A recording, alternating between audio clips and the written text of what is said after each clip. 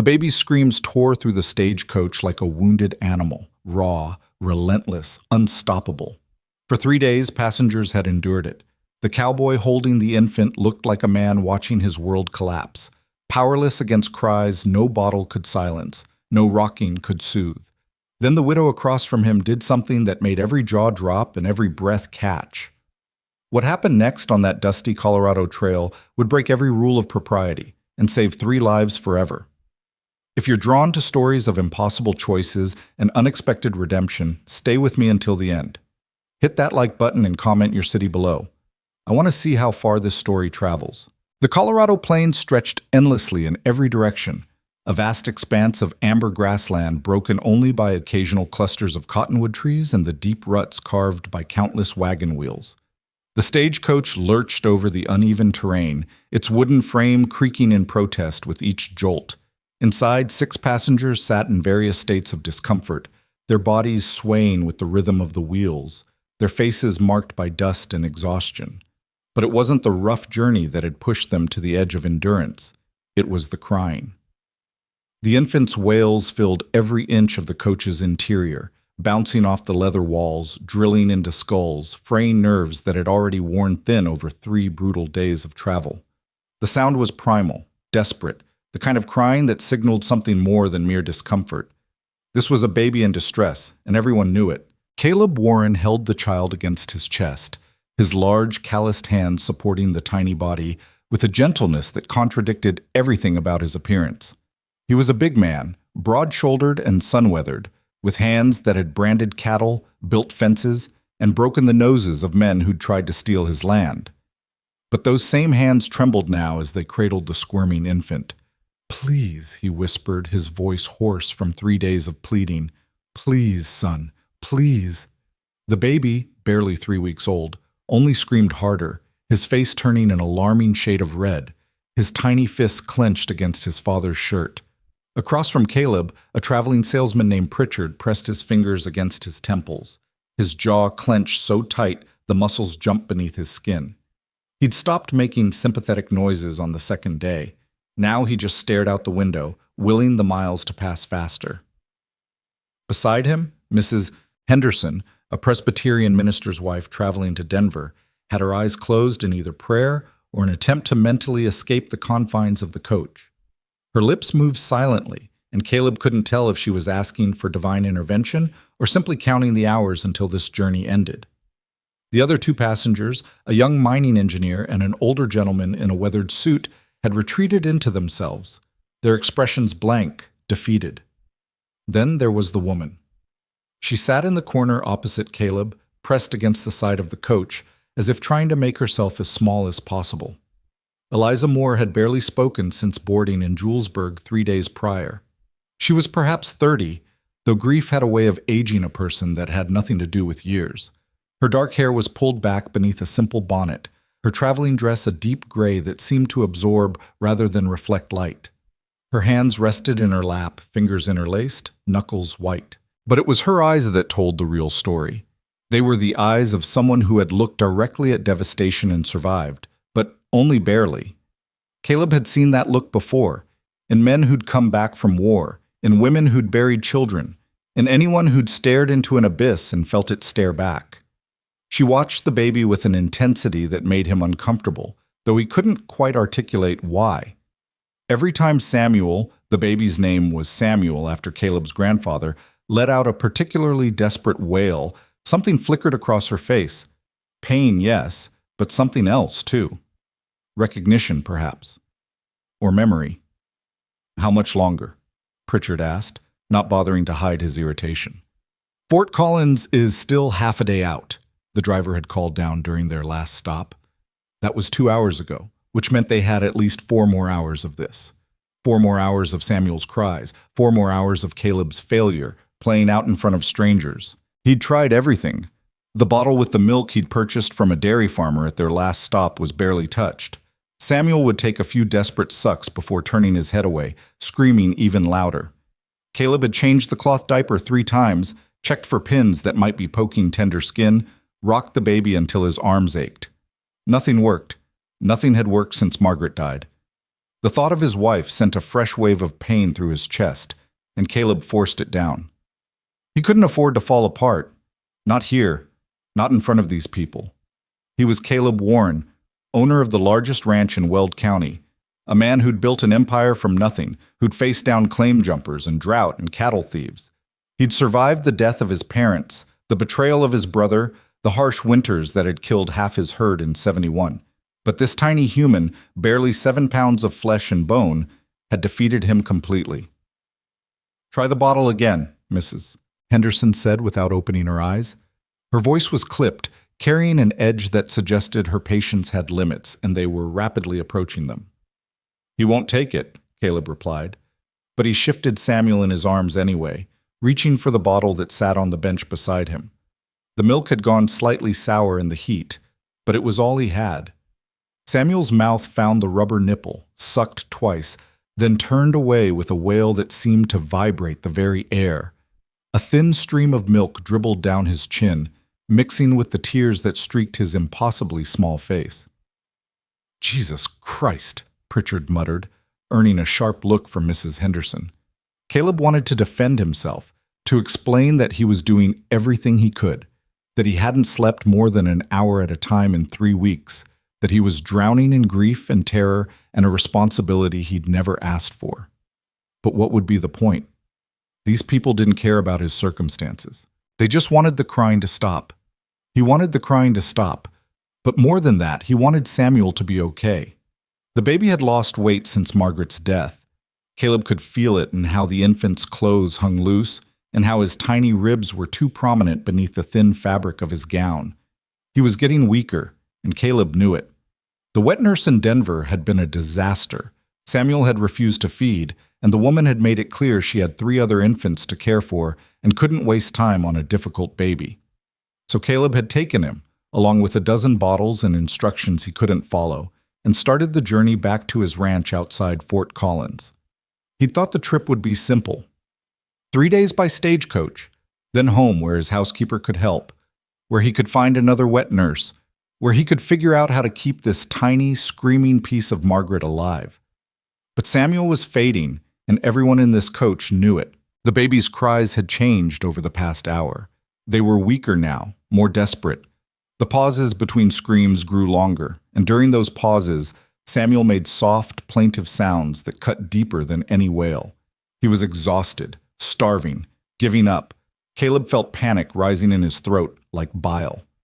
The stagecoach hit a particularly deep rut, and everyone lurched to the side. Samuel's bottle fell from Caleb's grip, hit the floor, and rolled beneath the opposite bench. The remaining milk spilled across the floorboards in a thin, yellowish stream. "Damn it," Caleb breathed. "Language," Mrs. Henderson said automatically, though her heart clearly wasn't in the rebuke. Caleb ignored her. He shifted Samuel to one arm and bent forward, reaching for the bottle. His fingers brushed the glass just as the coach lurched again, and the bottle rolled farther away, coming to rest against the hem of Eliza Moore's gray dress. She didn't move. Caleb looked up at her, ready to ask her to pass the bottle back to him, but the words died in his throat.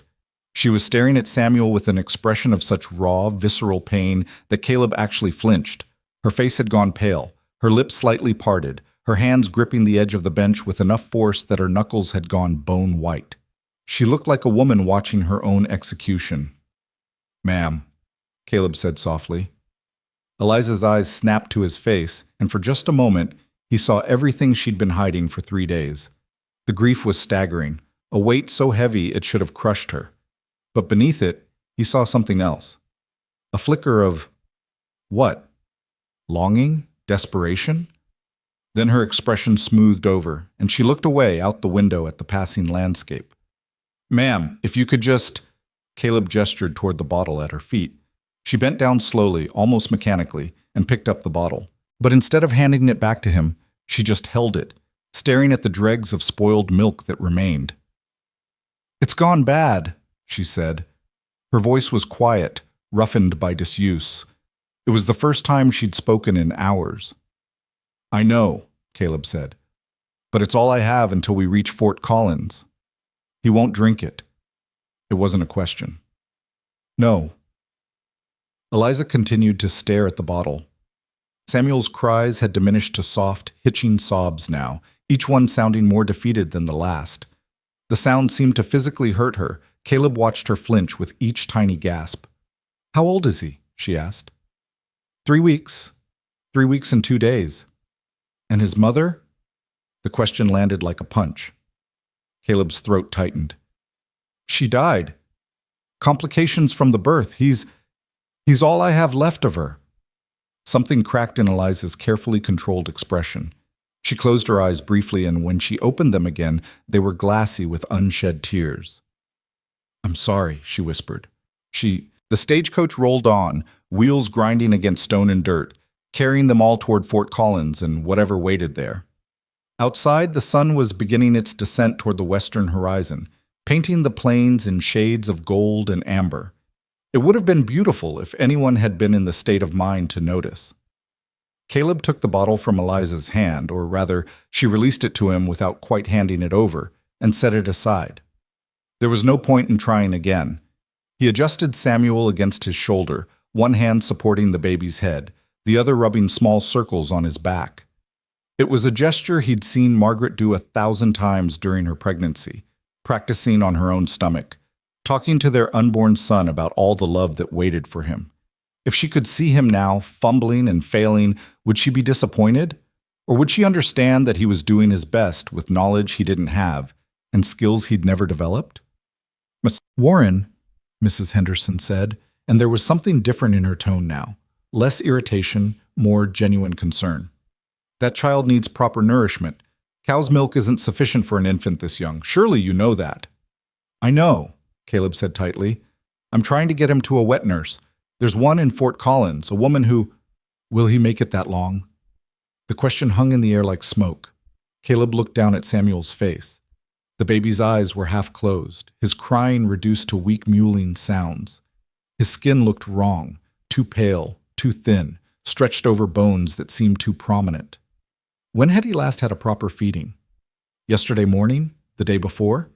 Time had become a blur of sleepless hours and constant motion. "He has to," Caleb said, but even he could hear the doubt in his own voice. Pritchard shifted in his seat, clearly uncomfortable with the turn in conversation. The mining engineer studied his hands. The older gentleman continued to stare out the window as if none of this concerned him. But Eliza was looking at the baby again, and this time Caleb saw something new in her expression. A war was playing out behind her eyes. Something fighting against something else, need battling against fear, impulse struggling with restraint.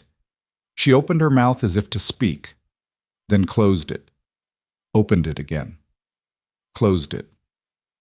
Her breathing had quickened, her chest rising and falling rapidly beneath the high collar of her dress.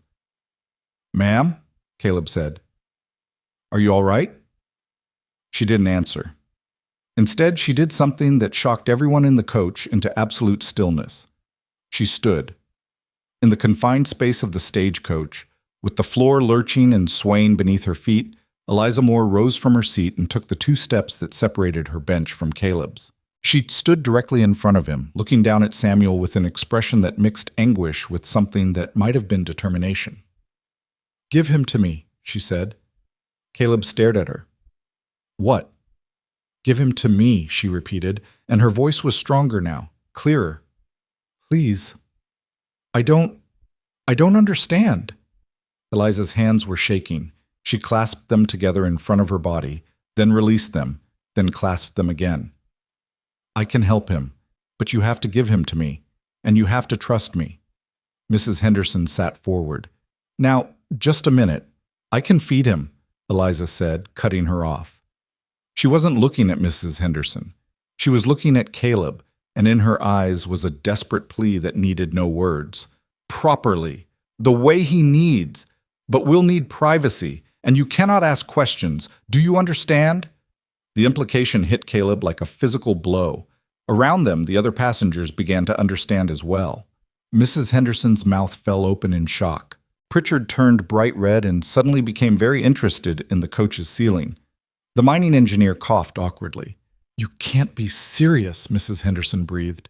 That's completely inappropriate. Unseemly. You're not his mother, you're not his wet nurse, you're a stranger, and I buried my daughter 4 months ago, Eliza said, and her voice cut through Mrs. Henderson's objections like a knife. 4 months ago, I held her in my arms and felt her take her last breath. She was 6 weeks old, and my body— She paused, swallowed hard. My body hasn't forgotten how to feed a child. Silence crashed over the coach like a wave. Caleb looked down at Samuel, at the weak, pitiful sounds coming from his son's mouth, at the hollowness in his cheeks and the way his tiny fingers clutched weakly at air. He thought about Margaret's last words, whispered through cracked lips in a room that smelled of blood and death. Keep him safe. Please, Caleb. Promise me you'll keep him safe. He'd promised, and he was failing. What do you need? He asked. Mrs. Henderson made a sound of protest.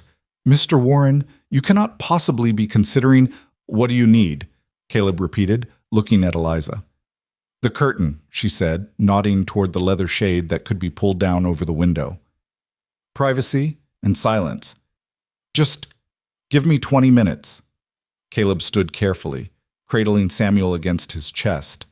The baby's crying had stopped entirely now, replaced by soft, gasping sounds that terrified him more than any scream. He looked at Eliza's face, at the grief and determination warring there, at the tears that had finally spilled over to track down her cheeks. Are you sure? He asked quietly, so only she could hear. No, she whispered back. But he's dying, Mr. Warren. We both know it. And I can't watch another baby die. I can't. Not if there's something I can do to stop it. Caleb extended his arms, offering Samuel to her. For a moment, Eliza hesitated, her hands hovering in the space between them. Then, with a sharp intake of breath, she took the baby. The moment Samuel was in her arms, something changed. The infant seemed to sense it too. His weak crying paused, and he turned his head instinctively, rooting against the fabric of her dress. Eliza made a small, broken sound and pulled him closer. The curtain, she said again. Caleb moved quickly, pulling down the leather shades on both windows on Eliza's side of the coach, plunging that half of the interior into shadow. Mrs. Henderson was saying something about propriety and scandal, but Caleb ignored her.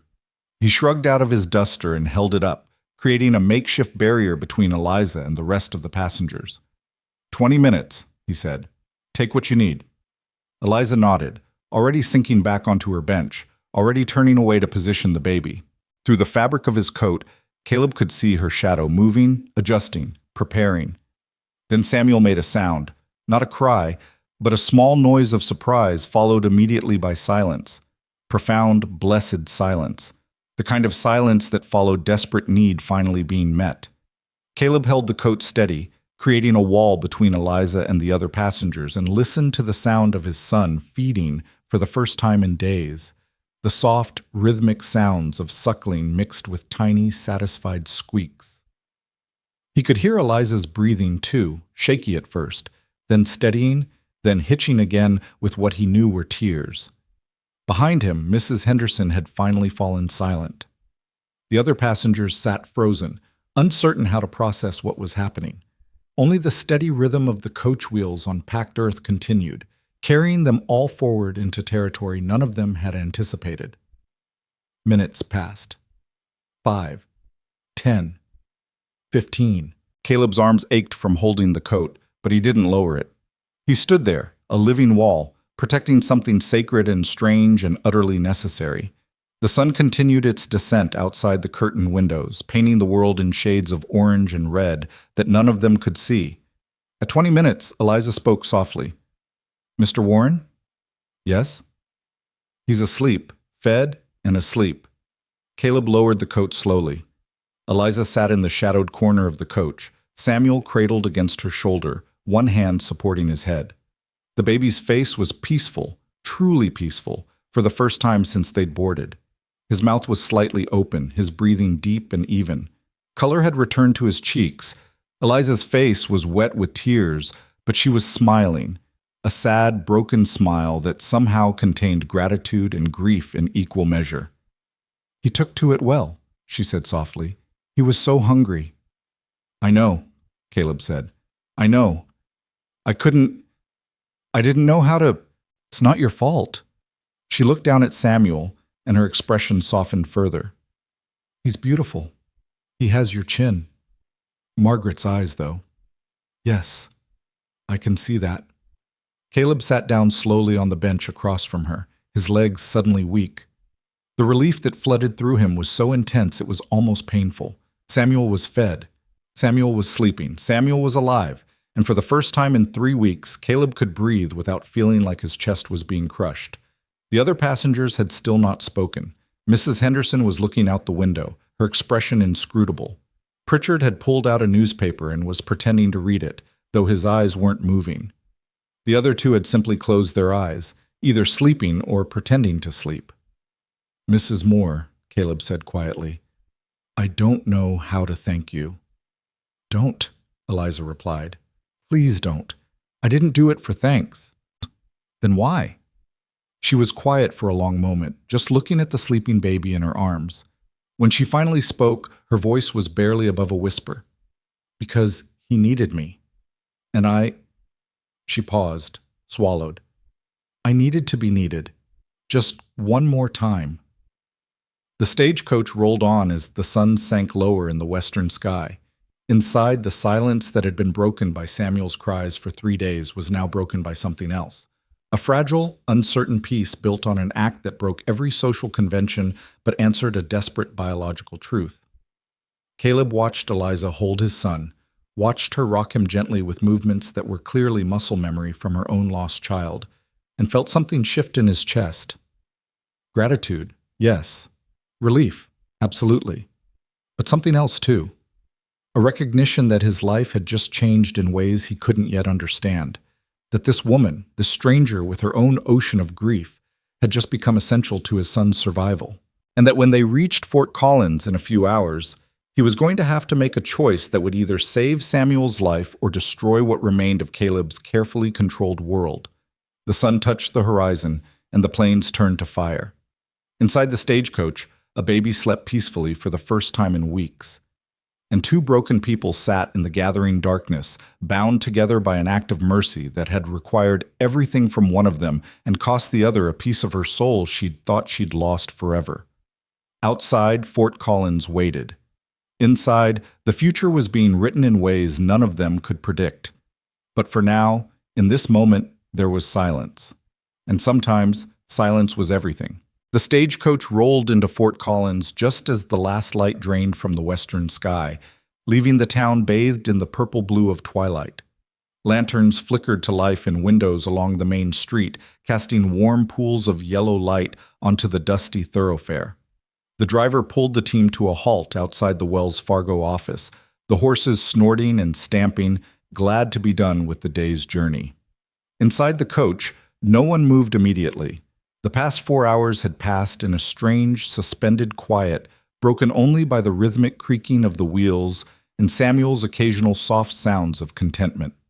Twice more, Eliza had fed him behind the makeshift curtain of Caleb's coat, and each time the baby had nursed eagerly before falling back into deep, peaceful sleep. Now, as the other passengers began gathering their belongings and preparing to disembark, Caleb found himself paralyzed by a choice he'd been avoiding for the last 100 miles. Eliza still held Samuel, who was awake now but calm, his dark eyes watching the shadows dance across the coach's ceiling. She had one hand beneath his head, the other resting protectively across his small body. In the dim light filtering through the coach's windows, she looked like a Madonna from one of those paintings Caleb had seen in a Denver gallery once, serene, sorrowful, impossibly beautiful in her grief. Well, Mrs. Henderson said, breaking the silence as she adjusted her bonnet, I certainly hope everyone here understands the importance of discretion regarding today's irregularities. She looked pointedly at each passenger in turn. What occurred was highly unusual, but given the circumstances, I trust we can all agree to keep our observations to ourselves. Pritchard nodded quickly, clearly eager to put the whole uncomfortable situation behind him. Haven't seen a thing worth mentioning, ma'am. Just a long, uneventful journey. The mining engineer and the older gentleman murmured similar agreements, already moving toward the door. Mrs. Henderson gave Eliza one last, complicated look, disapproval mixed with something that might have been grudging respect, before gathering her skirts and stepping down from the coach. Then it was just the 3 of them. Caleb cleared his throat. Mrs. Moore, You should take him, Eliza said quickly, extending Samuel toward him. You'll want to get him settled for the night. Caleb took his son carefully, cradling the baby against his chest. Samuel made a small sound of protest at being moved, but didn't cry. The difference from this morning was staggering. This was a content-fed infant, not the desperate, starving creature who'd screamed himself hoarse for 3 days. Where are you staying tonight? Caleb asked.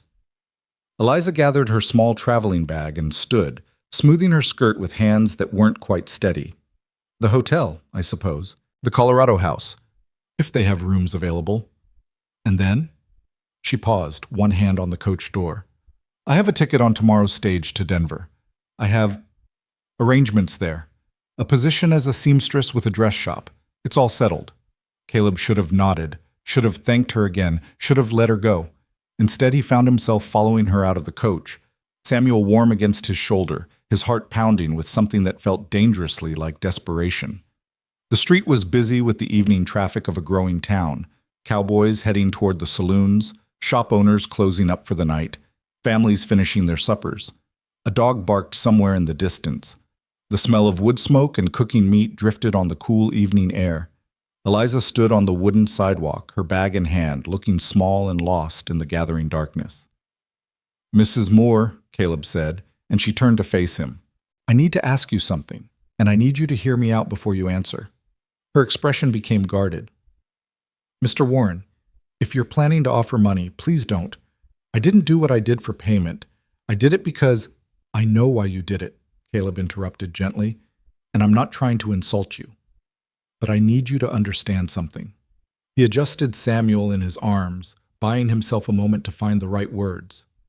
The wet nurse I was hoping to hire here in Fort Collins, I got a telegram 2 days before I left Denver. She moved to Cheyenne to be near her daughter.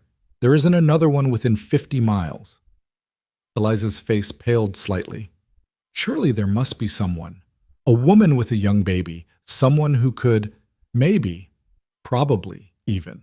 But finding her will take time, and convincing her will take more time. And in the meanwhile, he looked down at Samuel, whose eyes were starting to close again, heavy with milk-drunk satisfaction.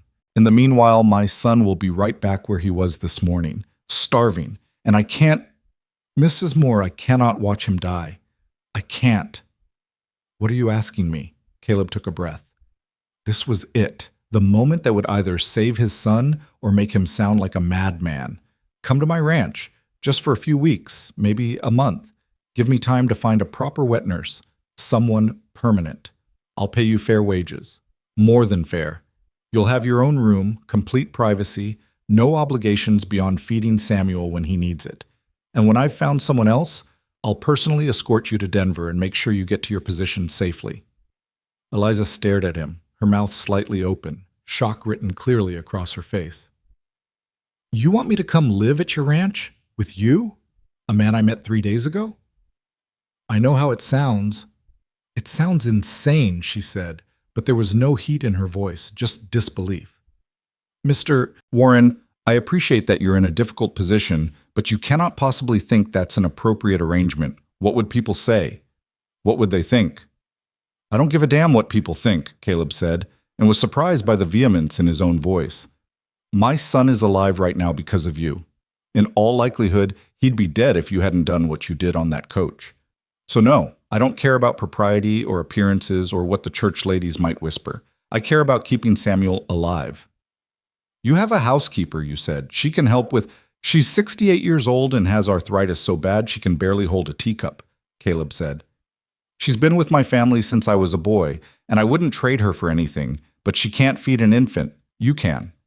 Eliza turned away, one hand pressed to her mouth. Caleb could see her shoulders shaking slightly, could see the war playing out in her posture, duty pulling one way, grief pulling another, need pulling a third direction entirely. I have a job waiting in Denver, she said quietly. A good job, respectable. I gave them my word I'd be there by the 1st of the month. I'll write to them.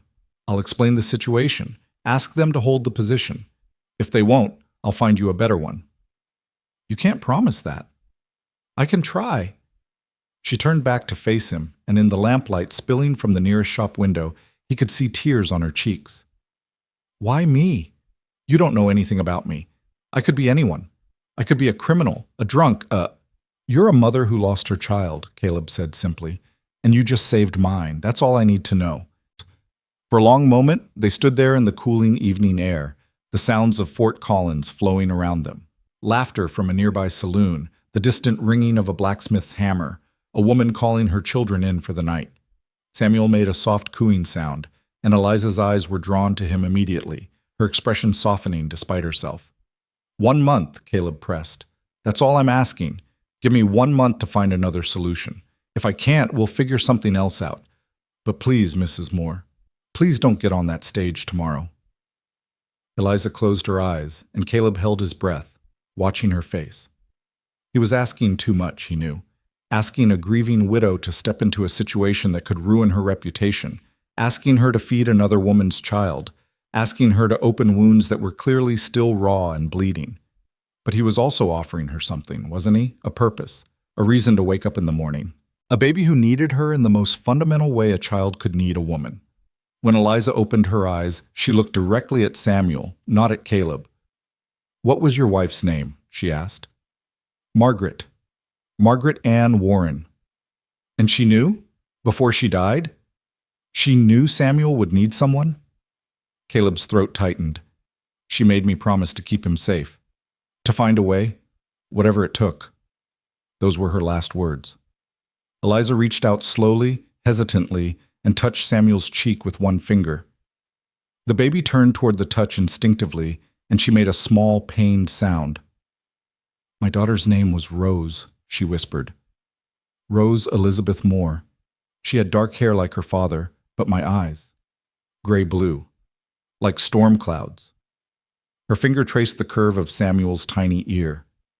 "She was perfect, so perfect, and I couldn't save her." "I'm sorry," Caleb said, and meant it with every fiber of his being. "Fever took her. It came on so fast, and nothing I did made any difference. I tried everything, cool cloths, warm baths, every remedy anyone suggested, but she just got weaker and weaker, and then one morning Eliza's voice broke. She withdrew her hand and wrapped both arms around herself. "I held her for hours afterward. I couldn't let go. My husband had to pry her out of my arms." "Your husband died 2 weeks later. Influenza." Eliza's laugh was bitter, hollow. "So I buried them both and sold everything we owned because I couldn't stand to be in that house for one more second. I bought a ticket to Denver because it was far away and I didn't know anyone there, and I thought maybe if I went somewhere where no one knew about Rose, I could pretend to be someone who hadn't lost everything." Caleb wanted to say something, anything, that would ease the raw agony in her words. But what comfort could he offer?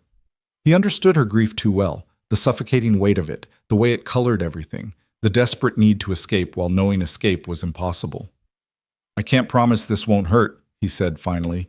"Feeding Samuel, caring for him while you're still mourning Rose.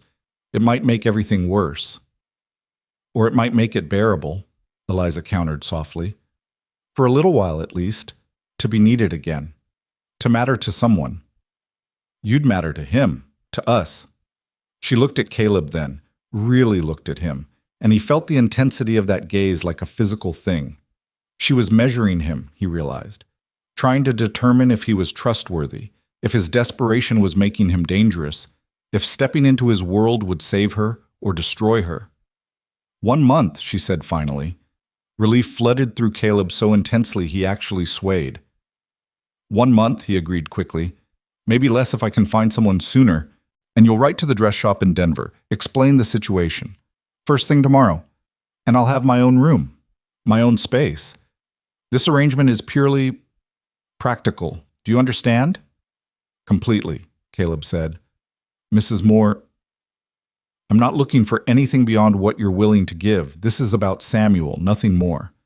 She nodded slowly, though something flickered in her expression. Relief, maybe, or possibly disappointment. It was hard to tell. Then I suppose we have an agreement. Thank you, Caleb breathed. You have no idea what this means. I have some idea, Eliza said quietly. She looked down at her traveling bag, then back up at him. I assume we're not leaving for your ranch tonight? No, it's a 2-hour ride and the road isn't safe after dark. I've got rooms at the Colorado house. I'll get one for you as well, if that's acceptable. That's fine. They walked the 3 blocks to the hotel in silence, Caleb carrying Samuel in their bags, Eliza walking beside him with her arms wrapped around herself as if she were cold, though the evening was mild. The Colorado house was a 3-story building on the corner of Linden and Walnut, respectable but not fancy, clean but well-worn from the constant traffic of miners, ranchers, and travelers. The clerk at the desk was a young man with pomaded hair and an eager smile that faltered slightly when he saw Eliza. Caleb could practically see the questions forming in his mind. Who was this woman? What was her relationship to Caleb Warren? Why were they checking in together? 2 rooms, Caleb said firmly, cutting off any speculation. Best you've got. And send up a basin of warm water and some clean cloths to mine. The baby needs a bath. Of course, Mr. Warren, right away. The clerk's professionalism snapped back into place, and he turned to retrieve keys from the board behind him. Rooms 7 and 9 are available. Both on the 2nd floor, nice and quiet. Perfect. The clerk handed over the keys, his gaze sliding to Eliza and away again quickly. Will you be wanting supper sent up? Kitchen's still open for another hour. Caleb looked at Eliza questioningly. She hesitated, then nodded. Please. Something simple. For both rooms? Yes, Caleb confirmed. And milk. Fresh, if you've got it. Still warm from the cow. The clerk made a note. I'll have it brought up within the half hour. Their rooms were across the hall from each other, small but clean, each with a bed, a washstand, and a single chair by the window. Caleb got Eliza settled in room 9 first, setting her bag on the bed and making sure the lamp was working properly. I'll bring Samuel over when he needs to feed, he said, standing awkwardly in the doorway. Unless you'd rather I came to get you. Bring him to me, Eliza said. She'd removed her bonnet and was unpinning her hair, and Caleb caught a glimpse of how young she actually was beneath the weight of her grief. Early 30s at most, with fine features and hair that, when freed from its pins, fell past her shoulders in dark waves. It'll be easier that way, less conspicuous. Caleb nodded and crossed the hall to his own room, where he laid Samuel on the bed and began the process of changing the baby's diaper. His hands were steadier now than they'd been in weeks, the panic that had been his constant companion since Margaret's death finally easing its grip on his chest. Samuel watched him with those dark, serious eyes, Margaret's eyes, and Caleb felt emotion swell in his throat. Your mama would have known what to do, he told his son quietly, unfastening the soiled cloth and replacing it with a clean one. She'd have handled all of this so much better than I have, but she'd be grateful to Mrs. Moore, I think. Grateful that someone was there when I couldn't figure it out on my own. Samuel's response was a tiny yawn and a stretch of his impossibly small arms. The warm water and cloths arrived, followed shortly by their supper. Beef stew with fresh bread for Caleb, a lighter meal of chicken and vegetables for Eliza, and a bottle of milk still warm from the evening milking. Caleb bathed Samuel carefully in the basin, washing away 3 days of road dust and dried milk, marveling at how much more substantial the baby felt already. 1 day of proper feeding, and the desperate hollow look had already begun to fade from his face. He was drying Samuel and getting him into a clean nightshirt when he heard the knock on Eliza's door across the hall, followed by her soft voice thanking someone for the meal. The smell of food reminded Caleb that he hadn't eaten since breakfast, but his own supper would have to wait. Samuel was starting to make the rooting motions again, his small mouth opening and closing, his head turning from side to side in search of nourishment. Caleb wrapped him in a clean blanket and crossed the hall, knocking softly on Eliza's door. It's me, he called quietly. He's hungry again. The door opened immediately. Eliza had changed into a simpler dress, something dark and loose that was clearly meant for sleeping or informal wear. Her hair was still down, braided now in a single plait over one shoulder. Without her bonnet and traveling clothes, she looked softer somehow, more vulnerable. Come in, she said, stepping aside. Caleb entered hesitantly, acutely aware of the impropriety of being in a woman's room, even under these circumstances. Eliza seemed to sense his discomfort because she gave him a small, sad smile. Propriety went out the window on that stagecoach, Mr. Warren. I think we can manage to feed your son without worrying about scandal. Still, Caleb said, I'll turn my back, give you privacy. I'd appreciate that. He handed Samuel to her and turned to face the door while she settled into the chair by the window. He heard the rustle of fabric, Samuel's small sound of recognition, then the sudden silence as the baby began to nurse. For several minutes, the only sounds were the soft rhythmic noises of Samuel feeding and the distant sounds of Fort Collins settling in for the night. Horses moving in the street below, someone laughing in a nearby room, the creak of floorboards as other guests moved about. Mr. Warren? Eliza said finally. Yes? Why did you leave your ranch? If you don't mind my asking, you could have hired someone to go to Denver and find a wet nurse. Why make the journey yourself with a newborn? Caleb kept his eyes on the door. I needed to get out of that house. Every room, every corner, it was all Margaret. Her things, her plans for the nursery, her books still open to the pages she'd been reading. I couldn't breathe there. And Samuel was crying all the time, and I kept thinking maybe the problem was me. Maybe I was doing something wrong that a professional would know how to fix. But the wet nurse in Denver didn't work out. No, she tried, but Samuel wouldn't take to her, fought it every time. And she had other babies to care for, babies who actually wanted to feed from her. She told me I was wasting her time and mine. He paused. That's when I realized I couldn't trust this to anyone else. Whatever the solution was, I had to find it myself. And then you found me, Eliza said softly. Or you found us. I'm still not sure which. Does it matter? I suppose not. More silence, broken only by Samuel's contented sounds. Then Eliza spoke again, and her voice was thick with emotion.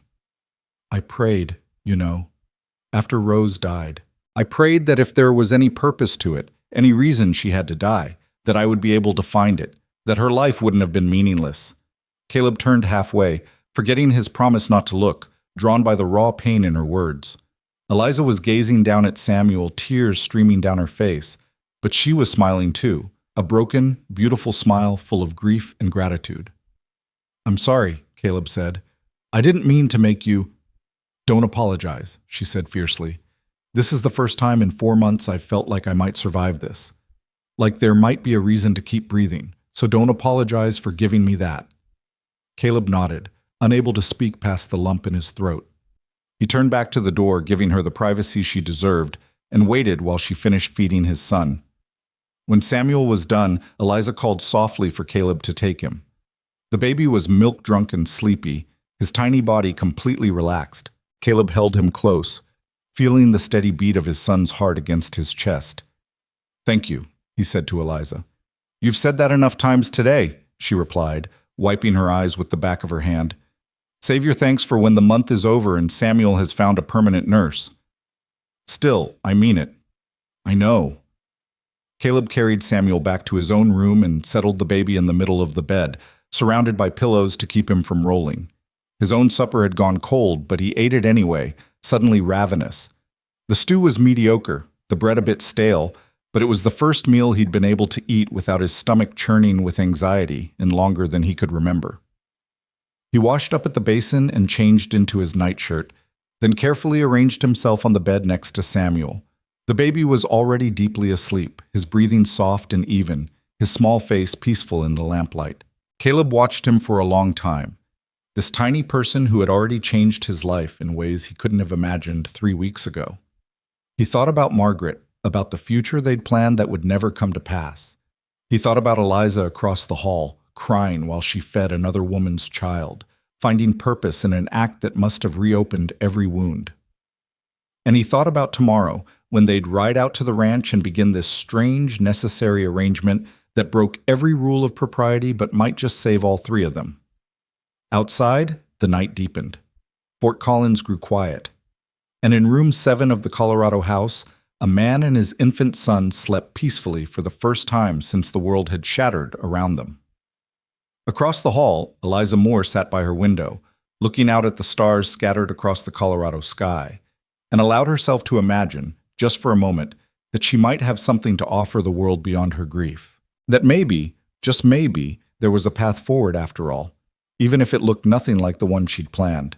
The morning sun was just beginning to paint the eastern sky pink when Caleb loaded the last of their bags into the wagon.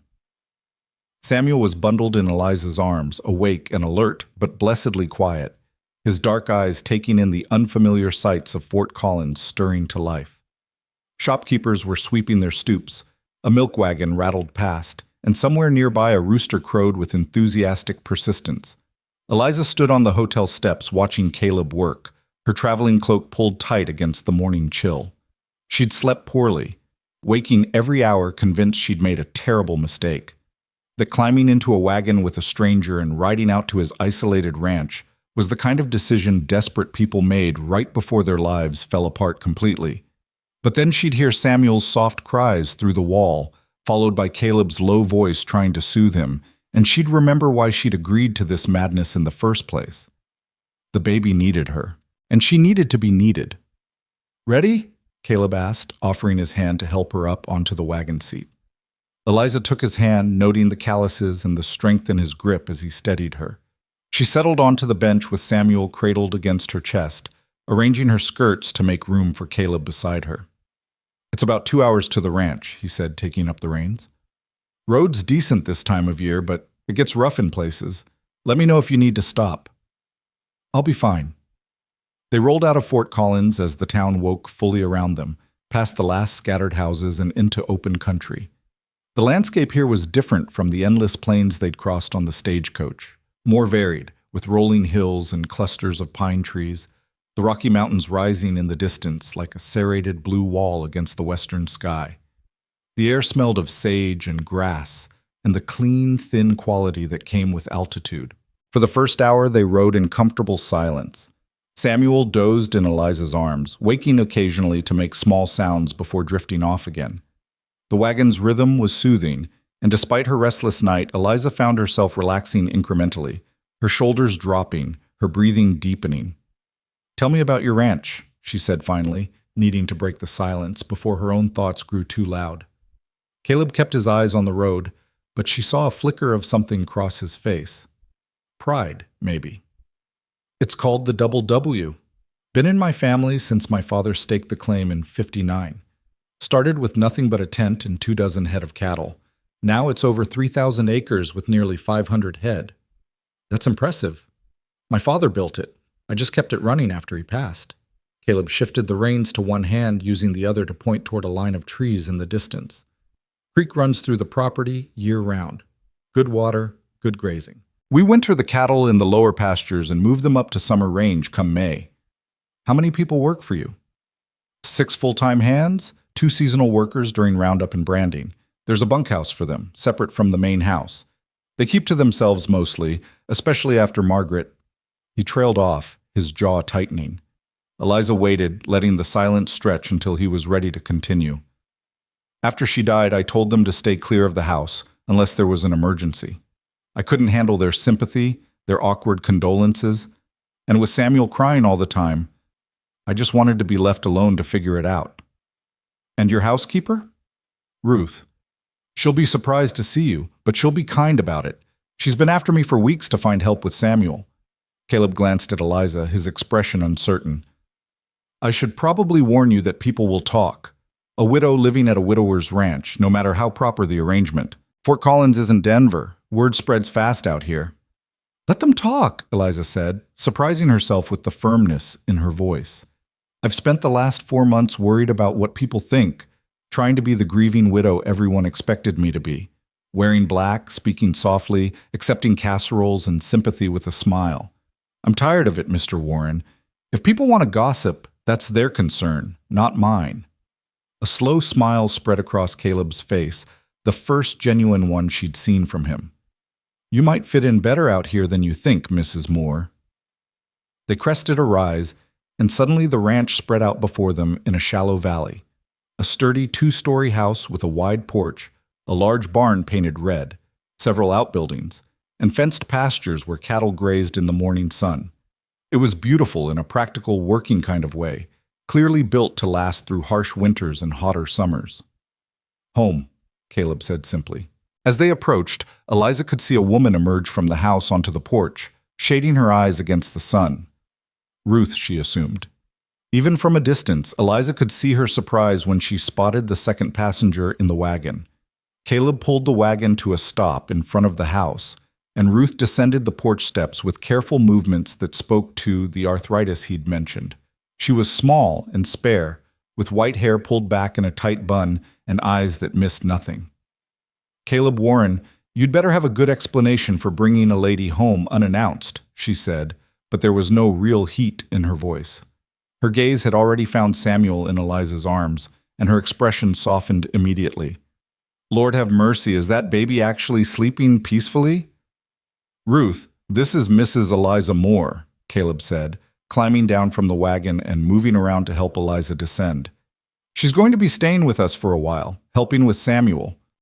Ruth's sharp eyes moved from the baby to Eliza's face, then down to where Eliza held Samuel with a practiced ease that spoke volumes. Understanding dawned in the older woman's expression, followed by something that looked like relief. "Well," she said. "Well, well. Come inside, Mrs. Moore. Let's get you settled." The house was exactly what Eliza had expected, functional and comfortable, with sturdy furniture and minimal decoration. But she could see Margaret's touches everywhere. The embroidered pillows on the sofa, the carefully arranged books on the shelves, the watercolor paintings of wildflowers on the walls. A woman had made this house a home, and her absence was palpable in the layer of dust on the mantel, the wilting flowers in a vase by the window, the general air of abandonment that came when grief stopped caring about details. Ruth showed Eliza to a bedroom on the second floor, a pleasant room with windows facing east and south, filled with morning light. The bed was already made with clean linens, and there was a rocking chair in the corner that looked handcrafted and well used. "This was the guest room," Ruth said, moving to open the windows and let in fresh air. "Hasn't been used in over a year, but I aired it out this morning after Caleb sent word from town that he was bringing someone. Bathroom's down the hall, shared with the other bedrooms, but you'll have privacy. Caleb's room is on the other end of the hall and the nursery is between." "Thank you," Eliza said, setting her bag on the bed. Samuel was starting to fuss in her arms, making small, hungry sounds. "I should probably feed him soon." Ruth nodded knowingly. "I'll bring up some water and towels. You'll want to freshen up, I expect." She paused at the door, her expression kind but direct. "I don't know your story, Mrs. Moore, and I won't pry, but I've watched that man downstairs barely hold himself together for 3 weeks, trying to keep that baby alive on cow's milk and desperation. Whatever your reasons for being here, I'm grateful for them." After Ruth left, Eliza settled into the rocking chair and fed Samuel, looking out the window at the ranch spread below. She could see men working in the distance, could hear the sounds of cattle and horses, could smell the earthy scent of hay and manure drifting through the open window. It was so different from the small house she'd shared with her husband, from the cramped boarding house where she'd spent the last 4 months, from the city she'd been planning to make her new home. This was a working ranch, a place of constant motion and purpose. And for reasons she couldn't fully articulate, it felt less like an exile and more like a reprieve. The first week passed in a blur of routine. Eliza fell into a rhythm dictated by Samuel's needs, feeding him every 3 hours, changing him, bathing him, soothing him when he fussed. Between feedings, she helped Ruth with light household tasks, anything to keep her hands busy and her mind from spiraling into the dark places it wanted to go. Caleb was gone most of each day, working the ranch with his hands, coming back to the house only for meals and to check on Samuel. He was careful around Eliza, always polite, always grateful, maintaining a distance that was both respectful and slightly awkward. They were 2 people sharing space, but not lives, connected only by the baby who needed them both. But Samuel was thriving. In just 7 days, he'd gained weight visibly, his cheeks filling out, his skin taking on a healthy pink glow. He was more alert too, his eyes tracking movement, his small hands reaching for things that caught his attention. Watching him grow stronger felt like watching a miracle unfold in slow motion. On the 8th day, Ruth found Eliza in the kitchen after breakfast, washing dishes while Samuel dozed in a basket nearby. "There's a dress in the wardrobe in your room," Ruth said, drying a plate with methodical precision. "Dark blue cotton. It was Margaret's from before she was pregnant. I think it would fit you better than those traveling clothes you've been wearing." Eliza's hand stilled in the dishwater. "I couldn't possibly." "She'd want it used," Ruth said firmly. She wasn't the kind of woman who believed in keeping things locked away for sentiment. And you can't keep wearing the same two dresses. It's not practical. That afternoon, when Samuel was napping and Caleb was out checking fences, Eliza opened the wardrobe in her room and found the dress. It was beautiful, simple but well made, with a fitted bodice and full skirt, the kind of dress a ranch wife would wear for church or special occasions. She held it up to herself in front of the small mirror, and for just a moment she let herself imagine what it would be like to belong here, to be part of this place instead of just passing through. Then she caught herself and carefully hung the dress back up. She was here for Samuel, nothing more. 1 month, Caleb had said, maybe less. She couldn't afford to forget that. But the next Sunday, when Ruth mentioned that some of the ranch hands' families were coming for a barbecue, Eliza found herself putting on the blue dress without quite deciding to. It fit perfectly, as if it had been made for her, and when she came downstairs she saw Caleb freeze in the middle of the living room, his expression unreadable. "I'm sorry," Eliza said quickly. "Ruth said it was all right, but if it's too—" "You look lovely," Caleb said, and his voice was rough with something that might have been grief or might have been something else entirely. Margaret would be glad to see it worn again. The barbecue was awkward at first. The ranch hands and their wives were curious about Eliza, their questions polite but probing. Who was she? Where was she from? How long was she staying? Eliza deflected as best she could, offering vague answers about helping with the baby, about needing work, about temporary arrangements. But then one of the wives, a young woman named Sarah with a toddler on her hip, and another baby due any day, asked if she could hold Samuel. Eliza handed him over reluctantly, watching as Sarah cooed at the baby, as the other women gathered around to admire him. "He's beautiful," Sarah said, "and so healthy. Caleb must be doing something right."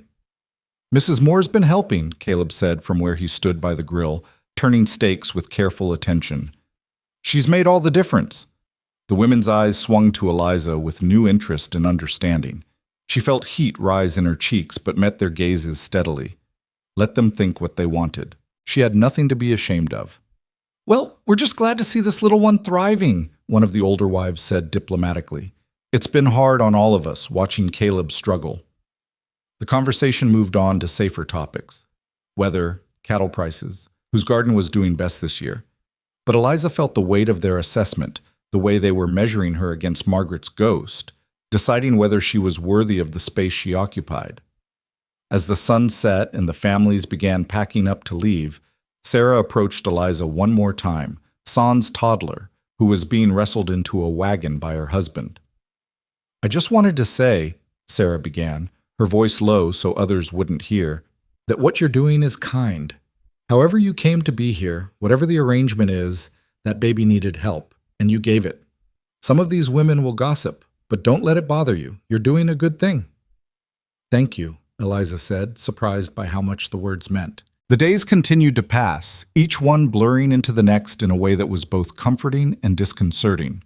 Eliza had expected to feel like an outsider, like a temporary interloper in someone else's life. But instead, she found herself settling in, learning the rhythms of the ranch, memorizing which floorboards creaked and which windows stuck, where Ruth kept the good china, and how Caleb took his coffee. She learned other things, too, that Caleb was up every morning before dawn, no matter how late he'd been up with Samuel the night before. That he hummed when he thought no one was listening, tuneless but content. That he had a scar on his left hand from a cattle brand that had slipped when he was 16, and another on his shoulder from a fall off a horse at 22.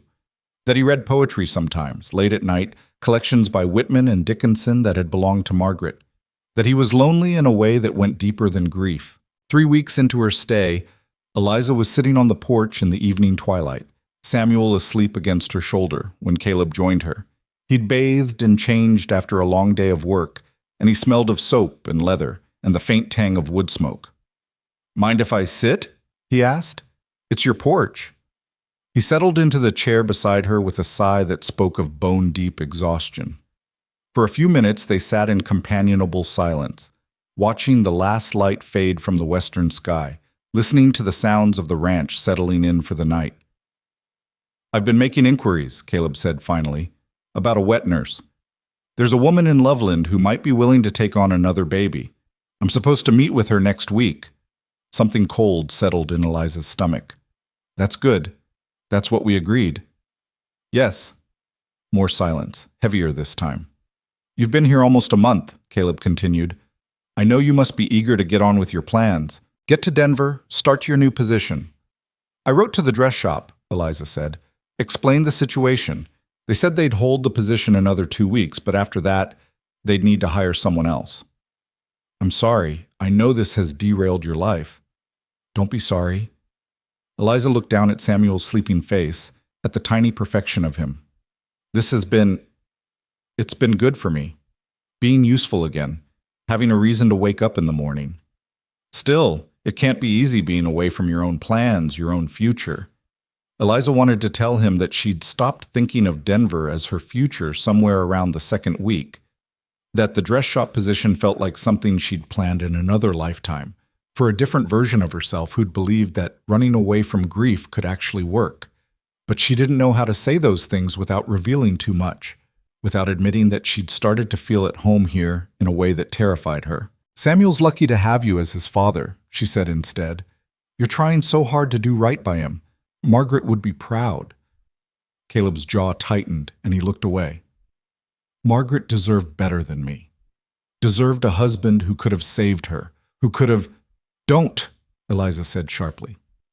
Don't do that to yourself. I know what that spiral looks like, Mr. Warren. I've been living in it for 4 months. The what-ifs and the if-onlys and the endless replay of every decision, wondering if there was something different you could have done. But there wasn't. Some things are just beyond our control, and torturing yourself won't change that. He looked at her then, really looked at her, and she saw recognition in his eyes. They were both survivors of losses they couldn't prevent, both trying to figure out how to keep living when the people they loved most were gone. How do you do it? He asked quietly. How do you keep going? Honestly, I don't know that I was. Before I met you and Samuel, I was just existing, going through motions. But this... She gestured at the baby in her arms, at the ranch around them. This gives me something to focus on beyond my own pain. Maybe that's selfish. Maybe I'm using Samuel to avoid dealing with losing Rose. But it's working, and for now, that's enough. Caleb nodded slowly. I don't think it's selfish. I think it's survival. They sat together as full darkness fell and stars began to appear overhead, the vast Colorado sky opening up like a cathedral. Eliza felt something shift between them, some wall coming down, some understanding being reached without words. They were partners in grief and survival, two broken people holding each other up through proximity and necessity. It was enough. It had to be enough. But then, on the morning of Eliza's 28th day at the ranch, everything changed. She was in the kitchen helping Ruth prepare lunch when they heard the sound of a horse approaching at speed. Caleb was out in the north pasture, so Eliza moved to the window to see who was coming. A man dismounted in the yard, tall and lean, with dark hair and a face that was achingly, devastatingly familiar. The bowl Eliza was holding slipped from her fingers and shattered on the floor. "Thomas," she breathed. Ruth was at her side immediately. "You know him? That's my husband's brother," Eliza said, her voice hollow with shock. "What is he doing here?" She didn't wait for an answer. She was out the door and across the porch before she could think better of it, before fear or common sense could stop her. Thomas Moore looked exactly as she remembered, handsome in a refined way that contrasted sharply with the rough-hewn cowboys who worked this land. He'd been a banker in Philadelphia, always well-dressed, always proper. Seeing him here, in his traveling suit with dust on his boots, was surreal. "Eliza," he said, and his voice was full of relief and something else. Something that made her stomach clench. "Thank goodness I found you. I've been searching for weeks." "How did you—" "I went to Denver. The dress shop had your letter. Mentioned you were delayed at a ranch outside Fort Collins. It took some asking around, but here you are." He stepped forward, reaching for her hands.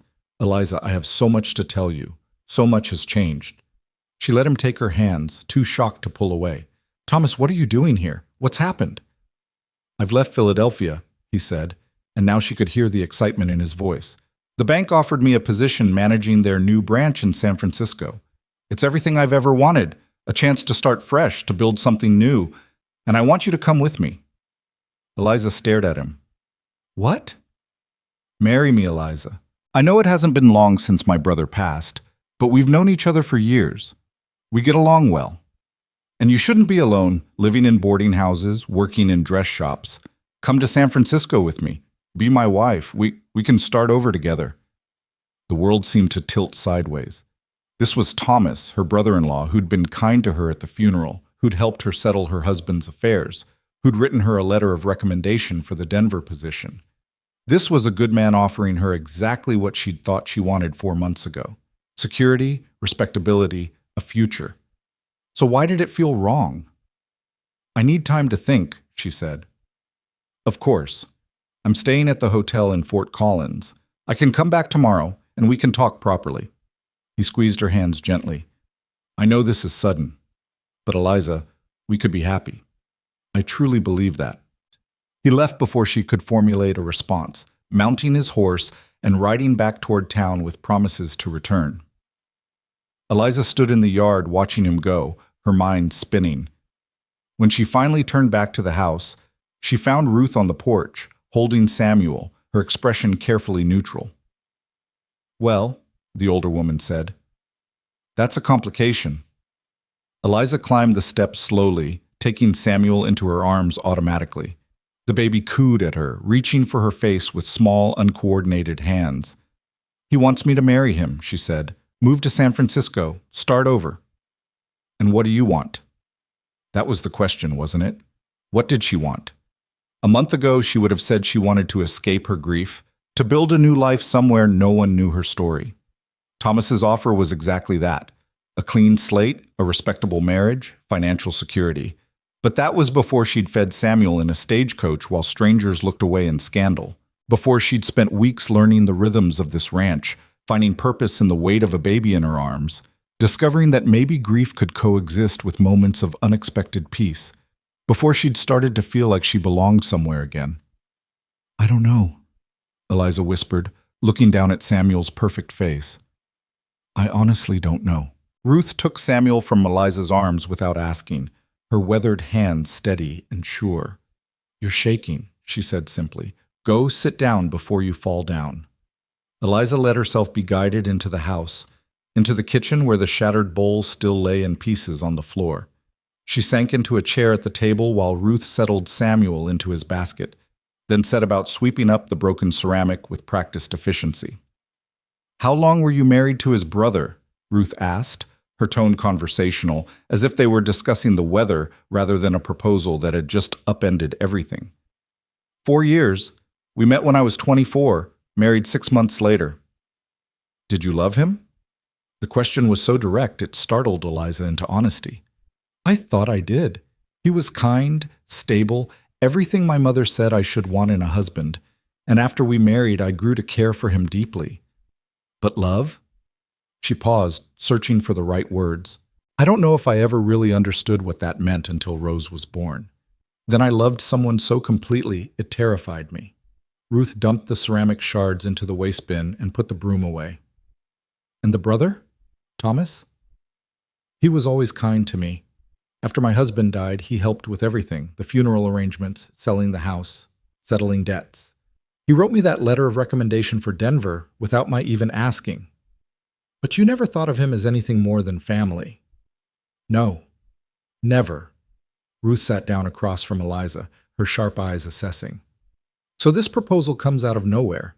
A man you haven't seen in 4 months suddenly rides out here asking you to marry him and move across the country.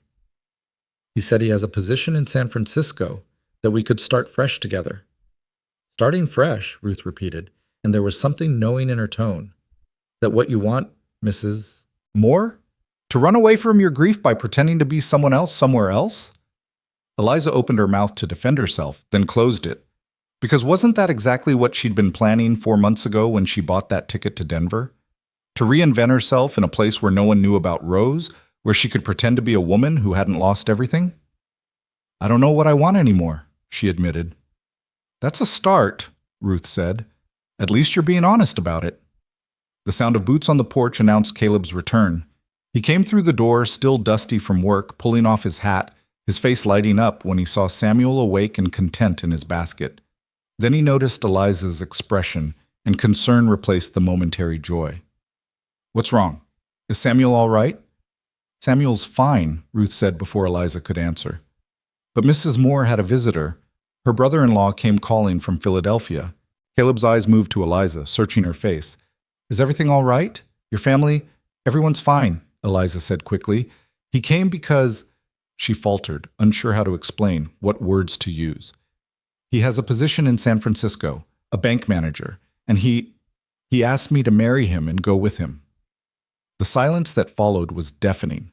Caleb stood frozen in the doorway, his hat crushed in his hands, his face carefully blank, in the way people's faces went blank when they were trying not to show emotion.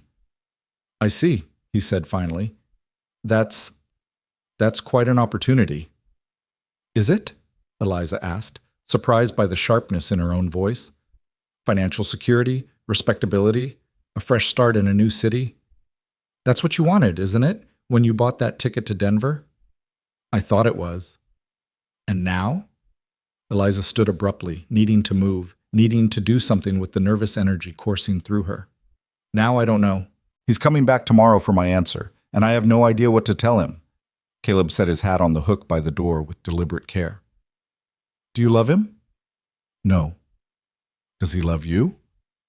"I don't think so. I think he's lonely, and I'm familiar, and he wants to do the honorable thing by his brother's widow." "And would that be enough for you?" Caleb's voice was quiet, but there was something underneath it, something raw and urgent that made Eliza's heart beat faster. A marriage of convenience? Companionship without passion? "I had passion once," Eliza said, though even as the words left her mouth, she knew they weren't quite true. "With my husband, with Rose. And it destroyed me when I lost them. Maybe convenience would be safer." "Safer," Caleb repeated, and now there was definitely something in his voice, anger maybe, or frustration. "You want to spend the rest of your life playing it safe? Don't I deserve safety after everything I've lost? You deserve happiness. You deserve to build a life instead of hiding from one." Eliza turned to face him fully, her own frustration rising to meet his. "And what would you know about building a life, Mr. Warren? You've spent the last month barely holding yourself together, hiding out here on your ranch, keeping everyone at arm's length except when you absolutely need them." The words were cruel, and she regretted them the instant they left her mouth. But Caleb didn't flinch. Instead, he took a step closer, his eyes locked on hers. "You're right," he said. "I have been hiding. But you've been doing the same thing, pretending that feeding my son is somehow filling the hole Rose left. Using this place, using me, using Samuel to avoid facing the fact that your life has to continue even though she's gone. That's not fair, isn't it? You want to talk about running away? You've been running since the day she died. First to boarding houses, then to Denver, and now Thomas is offering you a new place to run to. When do you stop running, Eliza? When do you stand still long enough to actually heal?" The use of her first name shocked them both.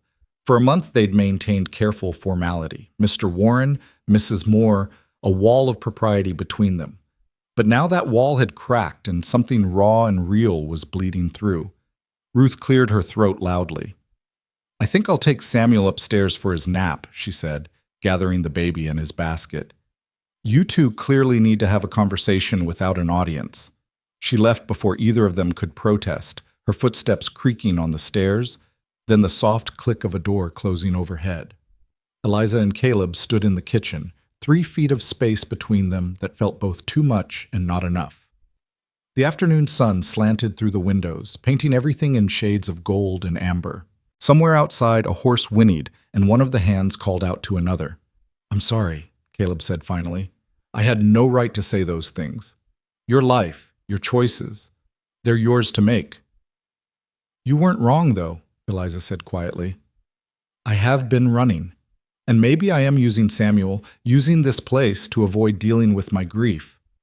But Caleb," she used his first name deliberately, claiming the intimacy he'd established.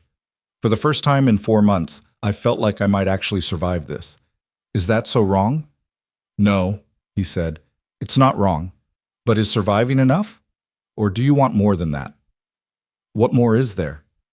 He crossed the distance between them in 2 steps, close enough now that she could see the flecks of gold in his brown eyes, could smell the scent of horses and leather and honest work that clung to him. "There's this," he said. "This thing between us that we've both been pretending doesn't exist. This connection that has nothing to do with Samuel and everything to do with two people who understand each other's pain." Eliza's breath caught. "Caleb, I'm not asking you to love me," he continued, his voice low and intense. "I'm not even asking you to stay. But don't leave because it's easier. Don't marry Thomas because he's offering you an escape. If you go, go because you want to, because San Francisco is where your heart leads you, not because you're too scared to face what's here." "And what's here?" she whispered. "Honestly, I don't know. But I'd like the chance to find out. Not in a month, not in some predetermined timeline, but for as long as it takes, you and me and Samuel figuring out how to build something real from all this brokenness. That's not what we agreed to. I know. And if you want to hold me to our original agreement, I'll respect that. I'll take you to Denver tomorrow, write you a glowing reference, and let you go. But Eliza, I'm asking you not to make me do that." Her heart was pounding so hard she could hear it in her ears. "Why?" "Because I need you," he said simply. "Not just for Samuel, though that's how this started. I need you because you're the only person who looks at me and sees past the grief. Because you make me laugh sometimes without meaning to. Because you wear Margaret's dresses and somehow it doesn't hurt the way I thought it would. It feels right, like you're supposed to be here wearing them. I can't replace her.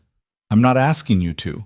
Margaret was my wife and I loved her, and that will never change. But she's gone, and I'm still here, and so are you. And maybe we could find something together that isn't about replacing what we lost, but about building something new from what remains."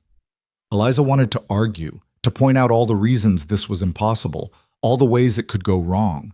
But instead, she found herself thinking about the past month, the quiet evenings on the porch, the shared meals, the way Caleb's eyes softened when he held Samuel, the unexpected moments of laughter over some small thing Ruth had said or Samuel had done.